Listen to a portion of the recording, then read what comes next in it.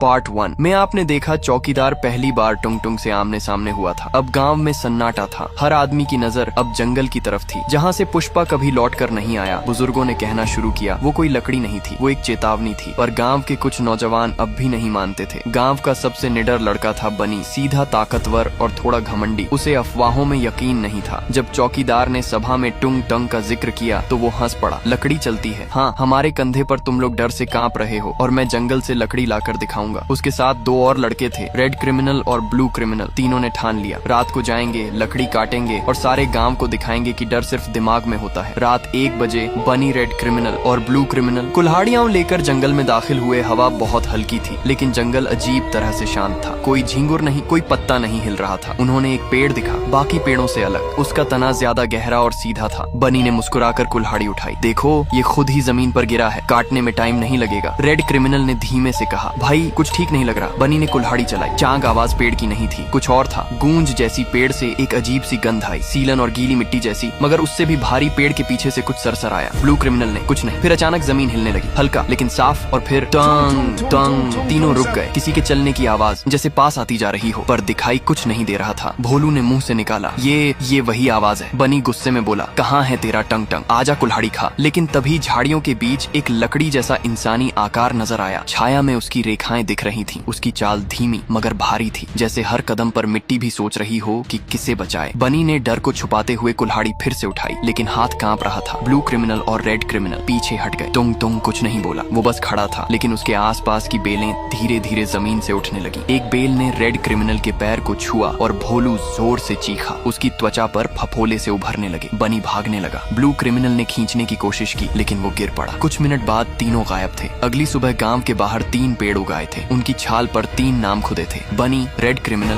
Blue criminal. कोई नहीं समझ पाया ये कैसे हुआ, पर गांव अब समझ चुका था। जंगल अब माफ नहीं करता। चौकीदार ने कहा, अब ये जंगल हमसे नाराज है। जो गया वो लौट कर नहीं आया, जो कटेगा वो उगेगा। लेकिन इंसान नहीं, पेड़ बनकर रात होते ही हर घर में एक ही आवाज सुनाई देने लगी, डूम डूम, कभी दूर कभी बहुत पास। कुछ घरों की दीवारों में दरारें आने लगी, जैसे लकड़ी की नसें फैल रही हों। बच्चों को बाहर खेलने से मना कर दिया गया और गांव वालों ने जंगल की तरफ देखना भी बंद कर दिया। अब गांव की उम्मीद एक ही आदमी पर थी, चौकीदार। वो रात भर गांव के किनारे बैठा रहा, हाथ में लाठी नहीं, सिर्फ आंखों में सवाल था, क्या हम सच में इतने गिरे हुए हैं कि अब जंगल भी हमसे डरता है? वो बाबा कालू राम के पास गया। बाबा अब बीमार थे, लेकिन होश में। चौकीदार ने कहा, अब क्या करें बाबा? बाबा ने कहा, अगर तूने जंगल से माफी नहीं मांगी तो अगली सुबह हम सब लकड़ी के बनेंगे। अगली सुबह चौकीदार बिना हथियार अकेला जंगल की ओर बढ़ा। कंधे पर कोई बोझ नहीं, पर उसके हर कदम की आवाज मिट्टी तक महसूस कर रही थी। जैसे ही वह जंगल की सीमा पर पहुंचा, टोंग टोंग झाड़ियों के पीछे हलचल हुई। फिर वही